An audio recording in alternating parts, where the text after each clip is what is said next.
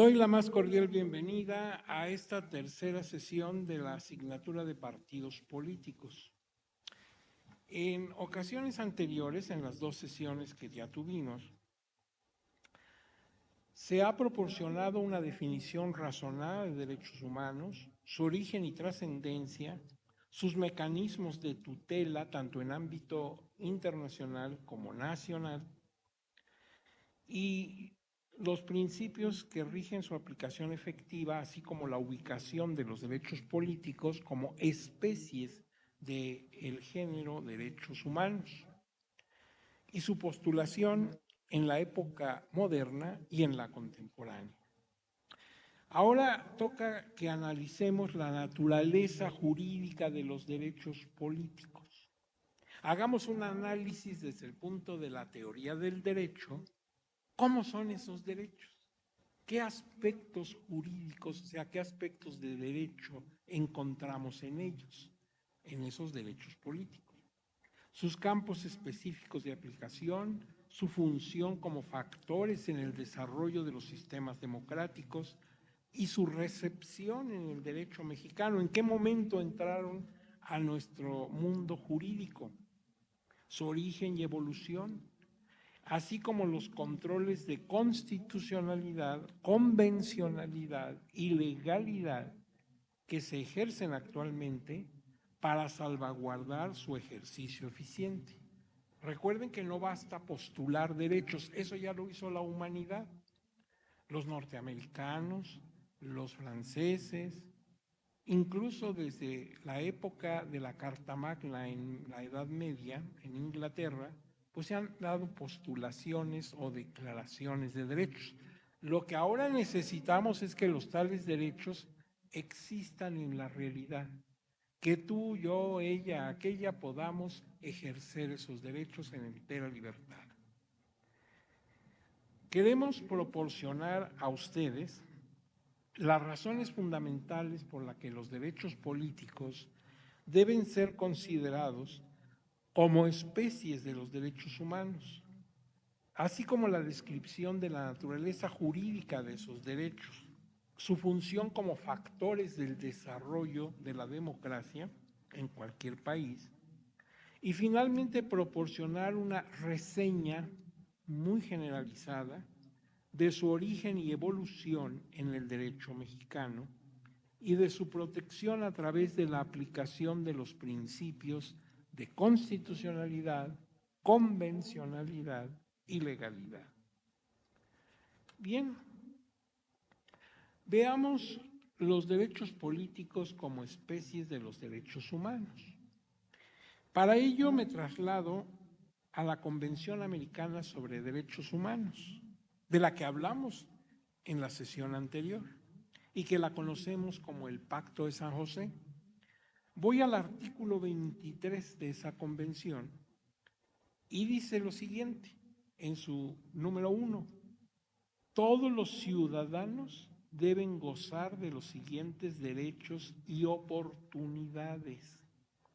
Y habla de 3 concretamente. Todos los ciudadanos debemos gozar de estos 3 derechos.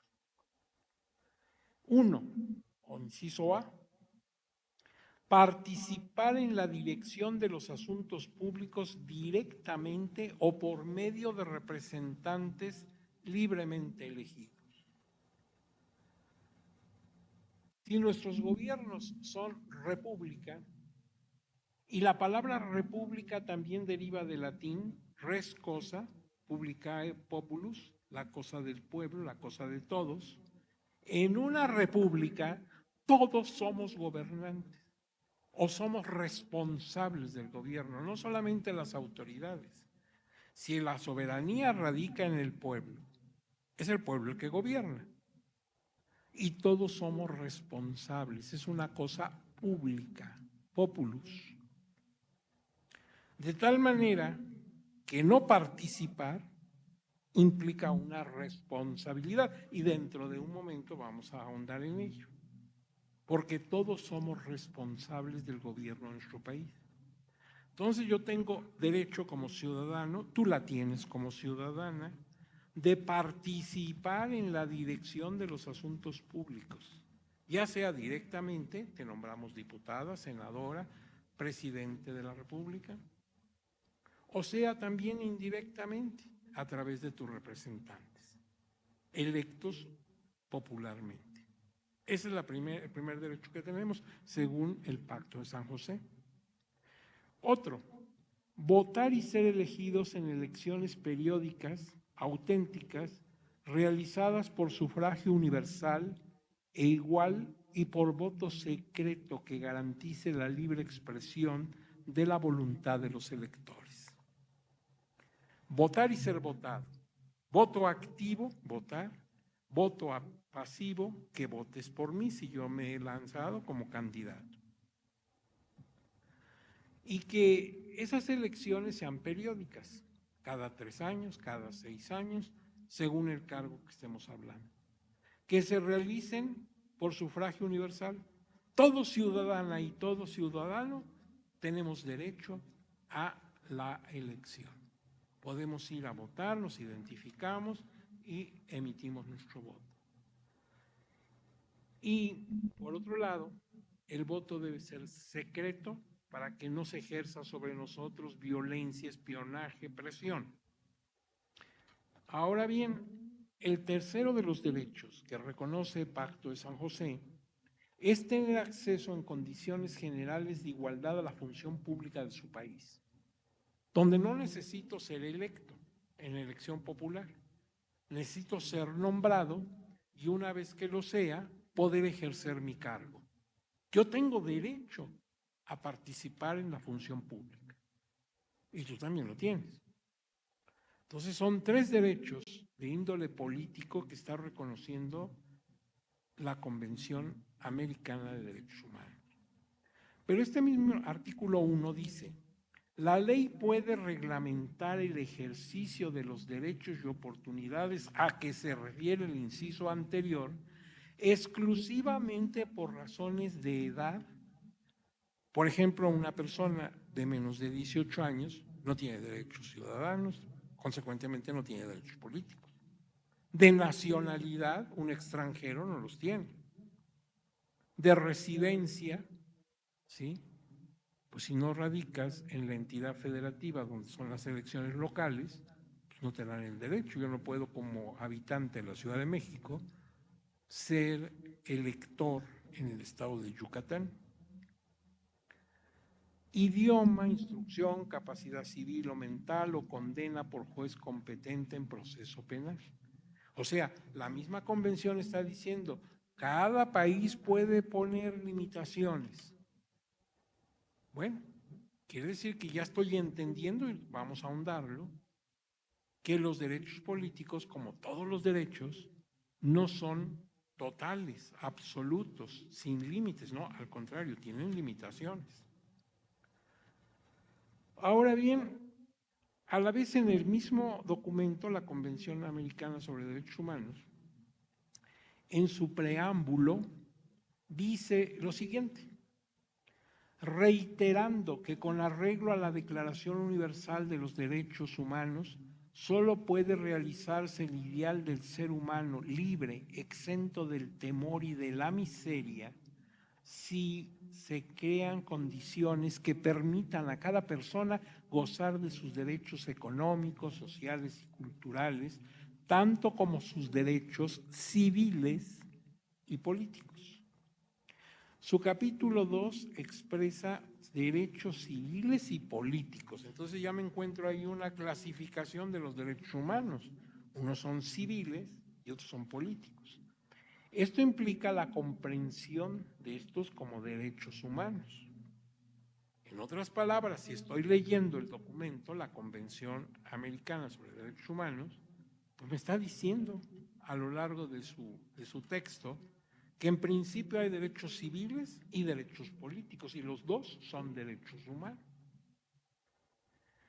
Los derechos políticos, dice Julián Germán Molina Carrillo, llamados también derechos del ciudadano, porque acuérdense que se requiere esa calidad para ejercerlos, son prerrogativas reconocidas exclusivamente a las personas con la calidad de ciudadanos, precisamente que facultan y aseguran su participación en la dirección de asuntos públicos, incluidos el derecho de votar y ser votado, o sea, voto activo, voto pasivo.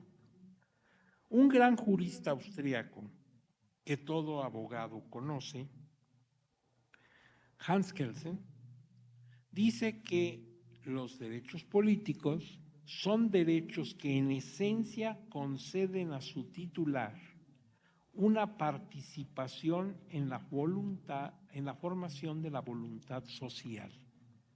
Efectivamente, a través de mis derechos políticos, yo, ciudadano común y corriente, puedo intervenir en formar esa voluntad social, esa decisión política. Ahora veamos esa clasificación de los derechos humanos que ya apunta a la Convención Americana. Los derechos políticos son libertades fundamentales de las personas que, teniendo la calidad de ciudadanas, pueden participar activamente en las decisiones de orden público de su país. Ahí tienes una definición que podrías expresar en cualquier auditorio y en cualquier foro sobre los derechos políticos. Si alguien preguntara, oiga, ¿qué entiende usted por derechos políticos? Pues son libertades fundamentales de las personas que, teniendo la calidad de ciudadana, pueden participar activamente en las decisiones de orden público de su país. Ahora, viendo lo que antes expresé de la Convención Americana sobre Derechos Humanos, o Carta de San José, Pacto de San José, yo entiendo que los derechos humanos, en principio, porque podemos hacer muchas clasificaciones, pero la que ahora me interesa es dos tipos: derechos humanos civiles, que son libertades esenciales de toda persona para su plena realización y superación, por ejemplo, el derecho a tener una vivienda digna, y otra, los derechos políticos, derechos humanos políticos, considerándolo como libertades concedidas a las y los ciudadanos para expresarse como titulares de la soberanía nacional. Aquí vuelve a aparecer Juan Jacobo Rousseau. La soberanía está en el pueblo. Y yo como simple profesor universitario, soy parte del pueblo, igual que tú. Ahora bien, hay un destacado tratadista en esta materia de derecho electoral, don Daniel Sobato. Nos expresa estas ideas. Derechos políticos, dice él, son un conjunto de condiciones que posibilitan al ciudadano participar en la vida política. Su nota distintiva es la de conformar una relación entre el ciudadano y el Estado y un diálogo entre gobernantes y gobernados. Son los instrumentos que posee el ciudadano para participar en la vida pública, es decir, en el poder político. Yo quiero participar, tengo que participar porque yo vivo en una república y soy corresponsable de las decisiones de Estado. ¿Pero cómo le hago? A través del ejercicio de mis derechos políticos. Por ejemplo, votando.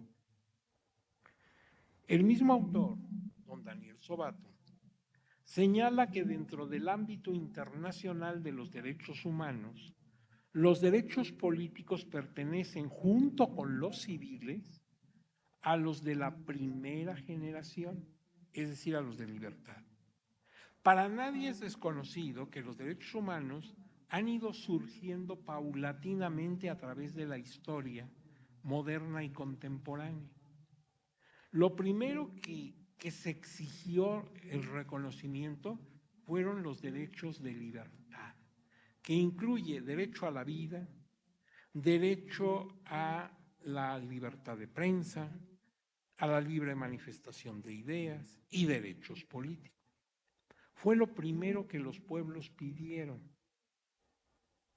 Por eso pertenecen a la primera generación. En los días que corren, pues ya andamos por generaciones posteriores, donde ya se habla de derecho a la informática, derecho a un medio ambiente sano, derecho a los recursos naturales, etc. Pero lo primero que los pueblos trataron de lograr fue los derechos de libertad o relacionados con la libertad, y entre ellos estaban ya derechos políticos. Efectivamente, mientras que los derechos civiles en calidad de humanos permiten a las personas individuales o sociales gozar de una esfera de autonomía frente al Estado, los políticos posibilitan a los y las ciudadanas a participar en los asuntos públicos y en la estructura de gobierno de su comunidad. Por esta razón, los derechos políticos, como lo hemos insistido, se conceden solo a quien ha adquirido la calidad de ciudadano o ciudadana. En cuanto a su naturaleza jurídica, los derechos políticos, en cuanto que son derechos humanos, tienen las mismas características de estos. Se rigen bajo los principios de universalidad, porque los disfrutan todos los ciudadanos y ciudadanas sin discriminación alguna. Todos los derechos humanos son así, entonces los políticos no podrían ser excepción. Todos los que tengamos, claro, calidad de ciudadanía, disfrutamos de estos derechos. Imagínense que a un sector de la población le impidiéramos votar o ser votado. No pueden votar los de este colectivo. ¡Qué barbaridad! El voto es universal y todo el que tenga su calidad de ciudadano o ciudadana van a votar. También el principio de interdependencia. Los derechos se vinculan entre sí. Por eso, cuando tú agredes un derecho político, seguramente agredes otros, porque son como un tejido estrechamente vinculado. Hay una interdependencia entre ellos. También otra característica es que son indivisibles. No se pueden parcializar o dividir. Por eso es equivocado decir, en mi país hay mucha libertad de prensa. No, no puede haber mucha, poquita o nada. O hay libertad de prensa o no la hay, punto. Porque si le pones límites y nada más hasta aquí, hasta allá, etcétera, coacciones y todo aquello, bueno, pues entonces no tienes libertad de prensa. Progresividad. Los podemos potencializar, cada vez adquirir más esfera dentro de estos derechos, más esfera de acción. Lo que no podemos es disminuir. Es como los derechos laborales. El trabajador puede cada vez tener más derechos, lo que no podemos hacer es eliminar algunos derechos que ya tenía. Para atrás ni un paso, para adelante los que quieran. Los derechos políticos tienen la doble función de derechos y obligaciones. Esto es muy interesante. Mira, el derecho de voto, que es el primero que se me ocurre, cuando alguien me pregunta, a ver, deme un ejemplo de derecho político, es el derecho de voto. Por ejemplo, el voto activo. Yo voy a expresar mi voluntad soberana para elegir la opción política que quiero que rija mi país en los próximos años. Pues la Constitución Política de los Estados Unidos Mexicanos establece en sus artículos 35 y 36 respectivamente lo siguiente. Artículo 35. Son derechos de la ciudadanía, 1, votar en las elecciones. Y es un derecho que costó sangre. No siempre se pudo votar en este país todos. Por ejemplo, para tener acceso a la elección como elector o para ser elegido en voto pasivo para un cargo público, requerías garantizar o demostrar que tenías un ingreso de tanto dinero o bienes raíces por tanto dinero. Ese voto se llama censitario. Entonces, si tú no tenías ese nivel económico, no podías votar. Nos costó mucho que el voto fuera universal. Entonces es un derecho y por eso debes ejercer ese derecho. Es un derecho que al país le ha costado muchísima angustia, muchísimo estrés y muchísima sangre para lograrlo. Pero el 36 de la misma Constitución dice, son obligaciones del ciudadano de la República 3, votar en las elecciones, las consultas populares y los procesos de revocación de mandato en los términos que señale la ley. Curioso. Es un derecho y es una obligación. Es un derecho porque yo, si tengo mi calidad de ciudadano, voy a votar. Pero ¿qué crees? También es una obligación. Y esto porque mi voto, más tu voto, más el voto de todos y todas nosotros, va a constituir la legitimidad del proceso electoral. Por eso es importante que vayas a votar. Por quien quieras, claro. Tu voto tú lo sabrás razonar y expresar en su momento. Pero votar es un derecho y una obligación. Esa es una característica que tienen los derechos políticos. Ahora bien, los derechos políticos son prerrogativas que se reconocen a los y las ciudadanas para vincularse activamente a la integración y ejercicio de los órganos de poder, ya sea eligiendo o siendo elegidos para desempeñar funciones públicas. Algunos de estos derechos son per se o en sí mismos derechos concretos políticos. Por ejemplo, el voto activo, el voto pasivo, el derecho de reunirse políticamente para discutir asuntos del país, derecho de afiliación a un partido político, yo puedo pedir mi ingreso a un partido político, derecho de integrar órganos de gobierno, ya dijimos, a veces no necesito que me elijan, sino que yo tengo derecho a ser nombrado en un cargo público y desempeñar la función. Otros, en cambio, son derechos genéricos o tangenciales, porque adquieren la calidad de derechos políticos solo si se ejercen por razones de esta índole. Por ejemplo, el derecho de petición. Si lo que yo estoy pidiendo tiene fondo político, será un derecho político, pero yo puedo pedirle a la autoridad cosas que no tienen nada que ver con la función gubernamental de mando. Y entonces ahí pues no sería propiamente un derecho político. Lo mismo sucede, por ejemplo, con la libertad de expresión. Si yo quiero que se me conceda esa libertad para expresarme sobre asuntos políticos, pues sí será un derecho político. Pero a lo mejor la libertad de expresión la quiero para cosas que no tienen nada que ver con la política. Por ejemplo, yo soy artista y quiero expresar una idea que no tiene nada que ver con las cosas de gobierno, pues simplemente es un derecho civil. Por eso esos derechos no son ya por sí derechos políticos, sino que pueden volverse políticos según la naturaleza de lo que se llene el derecho en cuestión. Por otra parte, los derechos políticos, igual que todos los humanos, los derechos humanos, tienen una doble función, como ya lo hemos visto. Por un lado son derechos y por otro son obligaciones. En el caso de las personas en particular, por ejemplo, el derecho de votar y la obligación de hacerlo, que ya vimos está en los artículos 35 y 36 de la Constitución. Respecto de los estados, por comprometerse a respetarlos, protegerlos y garantizar su ejercicio. Entonces, aquí cuidado, ¿qué es lo que quiero decir? Los derechos son de las personas, ya sea personas físicas, tú o yo, o personas sociales, como las empresas. Pero los derechos se ejercen, las obligaciones se cumplen.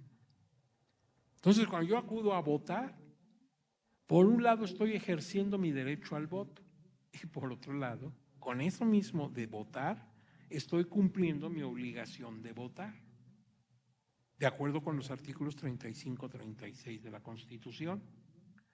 En cambio, las autoridades, ellas lo que sucede es que tienen facultades y entonces ellas aplican su facultad expresada en la ley.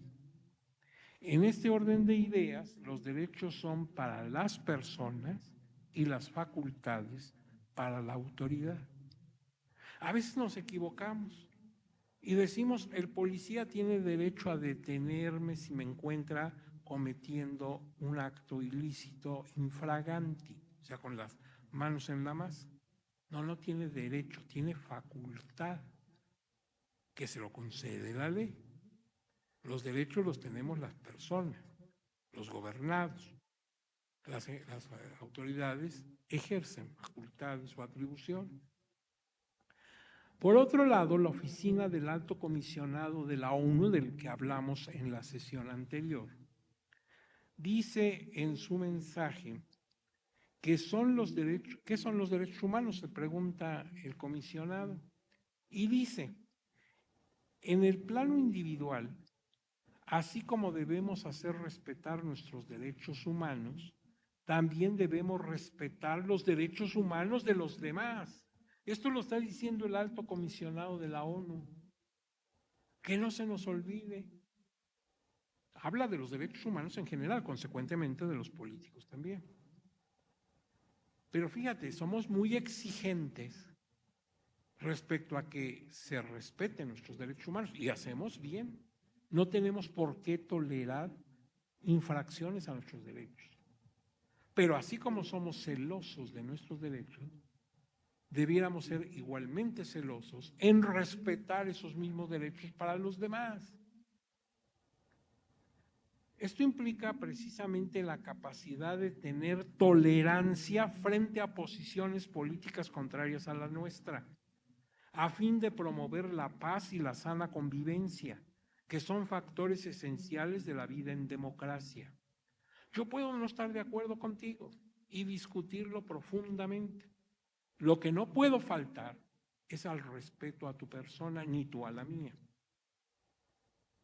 Así como tú exiges que se te escuche y se te escuche con respeto, así también tienes que hacerlo respecto de ti hacia otras personas.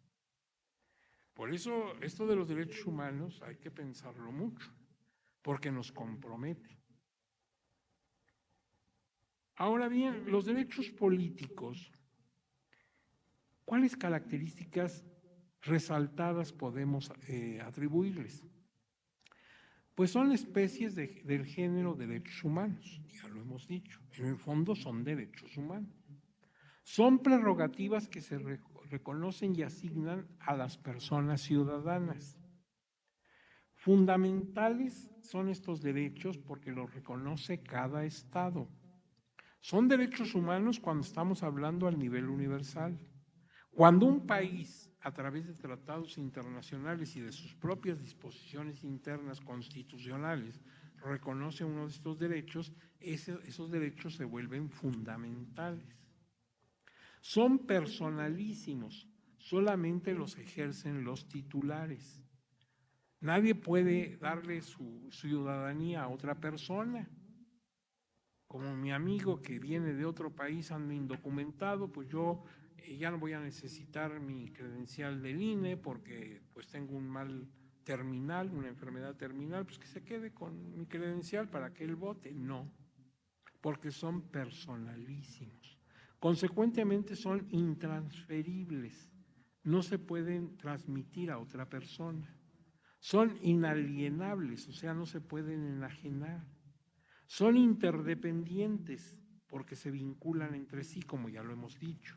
Son indivisibles, no se pueden dividir o disminuir. Son progresivos, pueden maximizarse.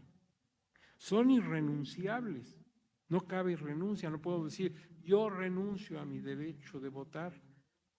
No, no son renunciables. Son imprescriptibles, no pierden su vigencia. Mientras tú tengas la calidad de ciudadano, tienes que votar. Salvo que la misma ley te limite. Por eso la última característica de la naturaleza jurídica de los derechos políticos es su limitación. Pueden suspenderse por circunstancias específicas. Ahora bien, hay una jurisprudencia del Tribunal Electoral del Poder Judicial de la Federación, la 29 del año 2002, que dice: derechos fundamentales de carácter político electoral Su interpretación y correlativa aplicación no debe ser restrictiva. Y en la parte que me interesa resaltar de esa jurisprudencia dice, lo cual implica su interpretación bajo los principios de los derechos humanos en general. O sea que también el tribunal está reconociendo que son derechos humanos los políticos, que incluye las que favorezca más a la persona, o sea, la interpretación pro persona, y su potencialización, sin que se considere que son absolutos o ilimitados. Se debe potencializar, son aplicables a toda la ciudadanía, pero pueden limitarse por causas establecidas en la normatividad aplicable. Entonces, el propio tribunal, con estas palabras, está dándonos su respaldo institucional a lo que estamos diciendo como académicos. Ahora, vamos a ver las normas que rigen a los derechos políticos y sus límites y alcances. Primero veámoslo al nivel nacional, al nivel de mi país, de México. En primer lugar, tengo la Constitución Política de los Estados Unidos Mexicanos. Pero ese documento tiene 136 artículos de fondo más una gran cantidad de artículos transitorios. Entonces, si ya tengo la Constitución en la mano, ¿qué artículos debo consultar en materia de derechos políticos? El primero, el segundo, el tercero. Cualquiera me diría, oiga, pero el tercero es para la educación. Sí, claro, pero en el tercero se hace una definición de la democracia, se postula una definición de democracia, cuando dice que el sistema educativo será democrático, entendiendo a la democracia, y ya nos explica qué concepto tiene de la democracia. También el artículo 4, que es muy amplio, pero aquí, como yo busco los derechos políticos, entonces en cuanto a la integración de los jóvenes a la vida política, los derechos de la juventud a la vida política, entendiendo que ya tienen su calidad de ciudadanos. El quinto, que también es muy amplio, respecto de los cargos consejiles de elección popular y las funciones electorales. El sexto, el séptimo, el octavo, el noveno, el 24, el 26. El 26 en lo que hace a la planeación democrática del desarrollo nacional, el 29 en lo tocante a los derechos políticos en concreto, el 30 al 41, y son varios, y el 60, 99, 125 y 130. Entonces ahí tienes ya una guía para que no andes viendo tantísimos artículos de la Constitución. Estos son los que directamente afectan el campo de los derechos políticos. Independientemente de que los artículos que fundamentan a los tres poderes de la Unión en la misma Constitución, al gobierno municipal y a las entidades federativas se encuentran también disposiciones que tienen vinculación a los derechos políticos. Por ejemplo, los requisitos para aspirar a un cargo de elección popular. Entonces, los artículos que anteriormente mencioné tocan aspectos de derechos políticos importantes, pero a través de la lectura de la Constitución, cuando yo veo cómo se integra el Poder Ejecutivo, el Legislativo y el Judicial al nivel federal, o cuando observo el artículo 116, que replica el sistema federal en las entidades federativas que llamamos estados, o sea, en Zacatecas o en Coahuila, se repite el esquema de Ejecutivo, Legislativo y Judicial, o en el 122, que hace lo mismo, pero para la Ciudad de México, esto para uniformar el sistema, como ya lo decían los norteamericanos en su Declaración de Virginia, pues entonces yo observo que ahí también hay derechos políticos. Por ejemplo, tú quieres ser presidente de la República. Muy bien, puedes hacerlo, claro, siempre que cubras requisitos que se exigen para el cargo. Y eso te los da la propia Constitución. Verifícalos, edad, nacionalidad, una serie de requisitos, ve si los cumples. y así para ser diputado, senador o pues alcalde de algún municipio, etcétera. Entonces, en sí, toda la Constitución tiene algo de derechos políticos. Ahora bien, dentro del marco federal, aparte de la Constitución, ¿dónde están los derechos políticos? En la Ley General de Instituciones y Procedimientos Electorales, donde se desarrolla toda la normación para realizar elecciones, para señalar las obligaciones, registros, etcétera, del proceso electoral. También, claro, en la Ley General del Sistema de Medios de Impugnación en materia electoral, en la Ley General de los Partidos Políticos, en la Ley Federal de Consulta Popular, en la Ley Federal de Revocación de Mandato, en la Ley General de Transparencia y Acceso a la Información, igual que en la Ley Federal de la materia. Pero también, si tú vives en una entidad federativa, pues las constituciones y leyes de la materia en esas entidades federativas, incluyendo las referentes a los pueblos y comunidades indígenas y afrodescendientes. Deben también tomarse en cuenta, respecto a los derechos políticos, los acuerdos generales del Instituto Nacional Electoral y la jurisprudencia y acuerdos generales del Tribunal Electoral del Poder Judicial de la Federación respecto a los derechos políticos de la ciudadanía. Todo esto forma el bloque normativo de los derechos políticos en materia federal. Pero al nivel internacional, pues la Declaración Universal de los Derechos Humanos de 1948, la Declaración Americana de los Derechos y Deberes del Hombre, también de 48, el Pacto Internacional de Derechos Civiles y Políticos de 1966, la Convención Americana sobre Derechos Humanos, el famoso Pacto de San José de 1981, el Convenio 169 de la Organización Internacional del Trabajo sobre Pueblos Indígenas y Tribales en Países Independientes, la Declaración de las Naciones Unidas para los Derechos de los Pueblos Indígenas de 1989, la Convención Interamericana para prevenir, sancionar y erradicar la violencia contra la mujer, que conocemos como la Convención de Belém do Pará, esto es en Brasil, en 1994, así como la jurisprudencia de la Corte Interamericana de Derechos Humanos y las recomendaciones de la Oficina del Alto Comisionado de las Naciones Unidas. Ahora bien, ¿cómo surgieron estos derechos en nuestro país? ¿En qué momento llegaron por aquí los derechos políticos?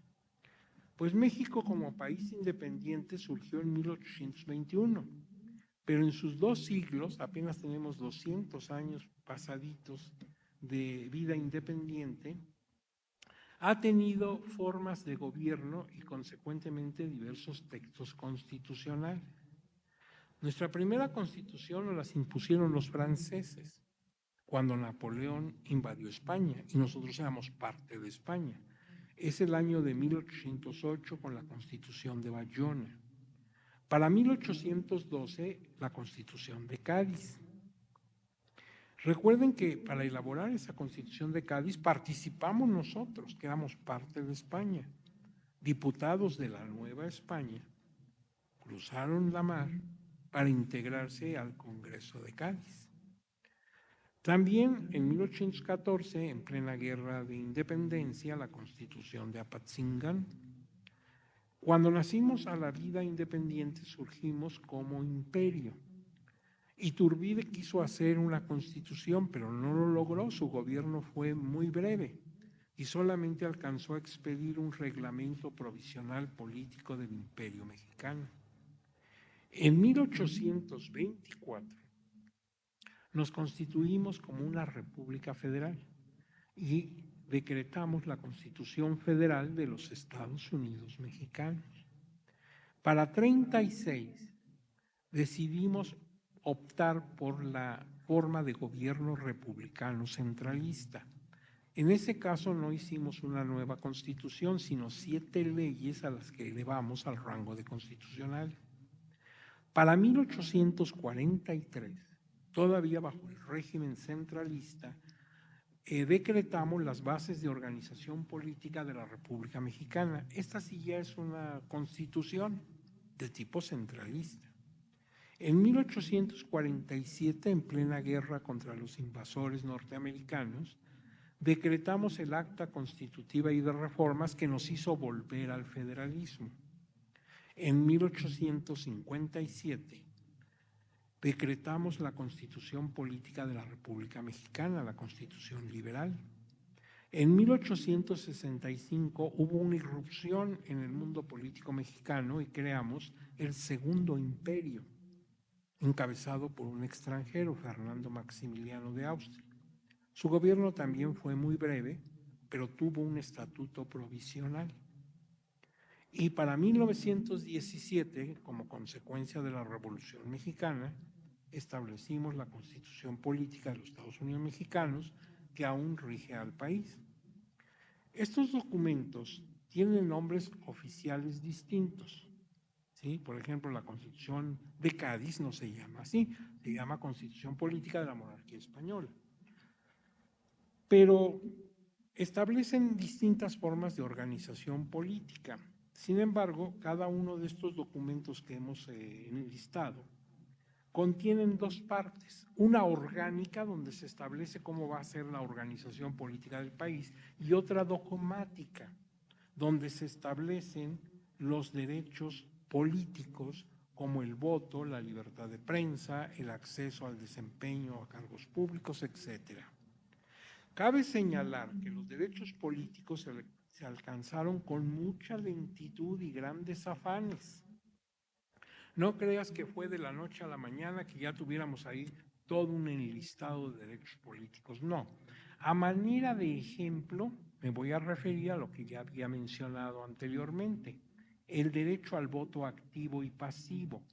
En una época fue censitario, así se llama, es decir, cuando se requiere contar con un determinado monto de ingresos anuales o bien propiedad de raíces por cierto valor para ejercer tales participaciones políticas. ¿Cuándo se perdió eso de que te exigieran una cantidad de ingresos para votar? Imagínate que ahorita lo pidiéramos, la cantidad que tú quieras, la más pequeña. Pues hay gente que no la tiene. Diríamos, usted no puede votar porque no alcanza ese ingreso. Bueno, pues la primera vez que ya se eliminó esto fue en la Constitución del 57. Hoy el voto tiene carácter universal. Todo el que tenga la calidad de ciudadano puede votar y ser votado. Lo mismo sucedió en tiempos contemporáneos con la posibilidad de la observancia en materia de elecciones. Ustedes ven que cuando hay elecciones, el día de la jornada electoral, por ejemplo, hay observadores, gente que está viendo cómo se desarrollan nuestras elecciones. Eso nos costó mucho trabajo, porque el artículo 33 de la Constitución vigente prohíbe a los extranjeros intervenir en asuntos políticos del país. Entonces, ¿cómo va a venir una persona de otro país a observar y a dar su información sobre lo que estamos haciendo? Era violar el artículo 33 constitucional. A la vez constituía una constante fricción la actuación de la Corte Interamericana de Derechos Humanos resolviendo casos en contra del Estado mexicano, dado que el Estado mexicano, aducía defensa de su soberanía y de su federalismo. ¿Cómo puedes tú, Corte Interamericana, condenarme a esto y a aquello si yo soy un país soberano? Y además un país federal donde cada entidad federativa tiene autonomía. Bueno, pues en 2011, con el impacto de los derechos humanos en el texto constitucional, recuerden ustedes que en 2011 se publicó en el Diario Oficial de la Federación toda la temática de los derechos humanos. Pues en el artículo 1 de la Constitución se establece el bloque de constitucional referido concretamente al reconocimiento y efectividad de los derechos humanos. De igual manera que el control difuso de convencionalidad, como parte del control de constitucionalidad.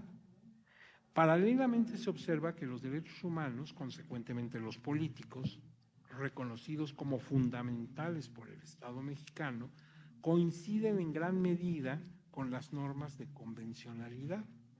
Por otra parte, la democracia, concebida como una forma de gobierno y una cultura específica que implica la participación del pueblo en las estructuras y decisiones de gobierno, como lo dice el artículo 3 de la Constitución, se vincula estrechamente con el reconocimiento, respeto y ejercicio eficiente de los derechos políticos, por lo que estos, los derechos políticos, se instituyen como factores esenciales del desarrollo de los sistemas democráticos.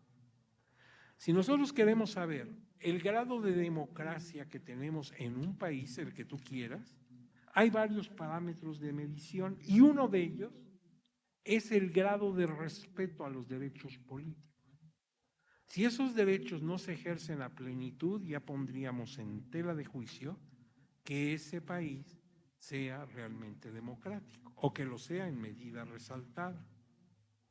Dentro de este concepto o contexto, y en el caso específico de un activista del estado de Guerrero, desaparecido para siempre jamás, porque nunca fue encontrado, ni vivo ni muerto, don Rosendo Radillo Pacheco, este asunto fue llevado en contra del Estado mexicano y se resolvió en San José de Costa Rica el 23 de noviembre de 2009.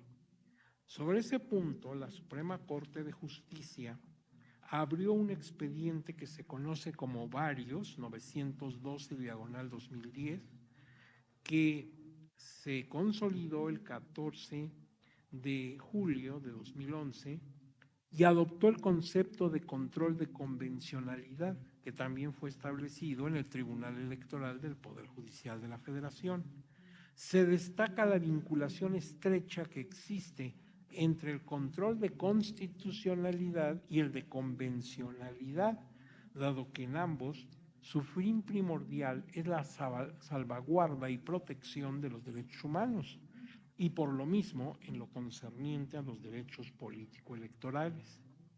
Dada esta situación, se aplican 3 tipos de controles para evitar actos de afectación a los derechos fundamentales de las personas.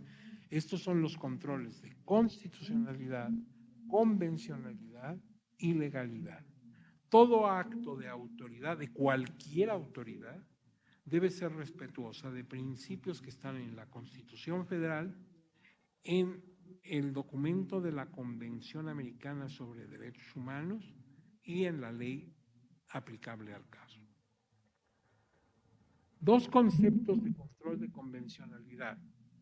Si alguien preguntara, oiga, ¿qué es control de convencionalidad? Pues podemos decir que podemos entenderlo en 2 sentidos. Sentido amplio o material, sentido lato, cuando se aplica una norma de carácter internacional con efecto invalidante sobre una ley interna inferior o un acto de autoridad antes de la reforma de 2011, cuando se impactaron los derechos humanos, como ya hemos dicho. O bien en sentido estricto, formal o técnico, en el que se aplica ya después de dicha reforma, o sea, después de 2011. El control de convencionalidad surgió con el caso Almonacid Arellano contra Chile. Ese asunto se definió el 26 de septiembre de 2006 y ahí se dice en la sentencia que se aplicó para el caso de esta persona respecto al Estado chileno, que el Poder Judicial debe ejercer una especie de control de convencionalidad entre las normas jurídicas internas que aplican en casos concretos y la Convención Americana sobre Derechos Humanos. En esta tarea el Poder Judicial debe tomar en cuenta no solamente el tratado, sino también la interpretación que del mismo ha hecho la Corte Interamericana, que es la intérprete última de la Convención Americana. Y esto lo toma en cuenta Suprema Corte de Justicia de la Nación.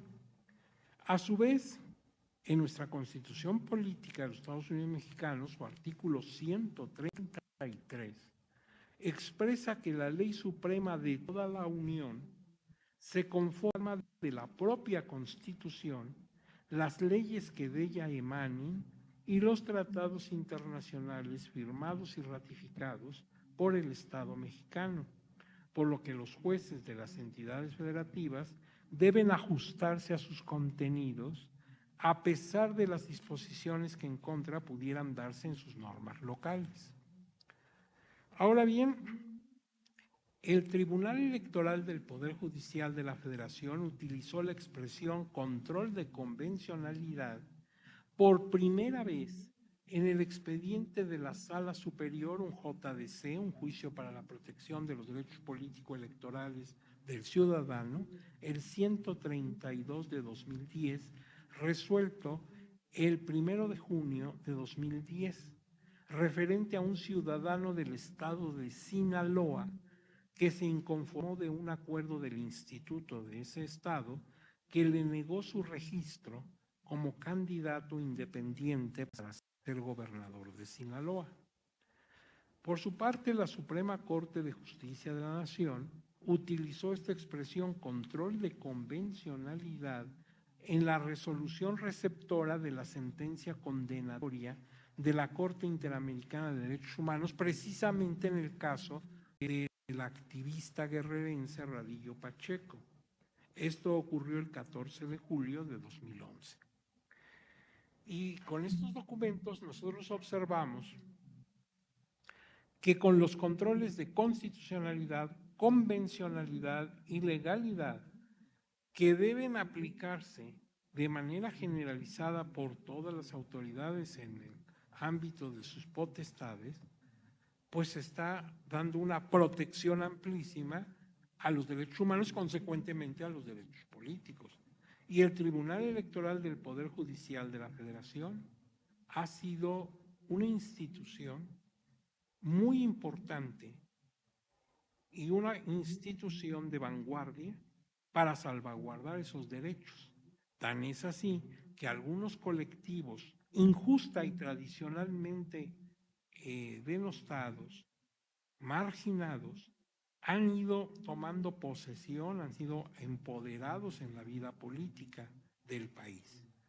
Para no abundar en ello, simplemente las mujeres que han logrado pues un desarrollo potencial que debieron haber tenido siempre en la vida política, mucho de esto gracias a las distintas decisiones y jurisprudencia que han emitido en su oportunidad las salas del Tribunal Electoral del Poder Judicial de la Federación. Vamos a dejar hasta aquí esta intervención porque en próximas intervenciones profundizaremos sobre otros aspectos de los derechos políticos en nuestro país. Muchísimas gracias.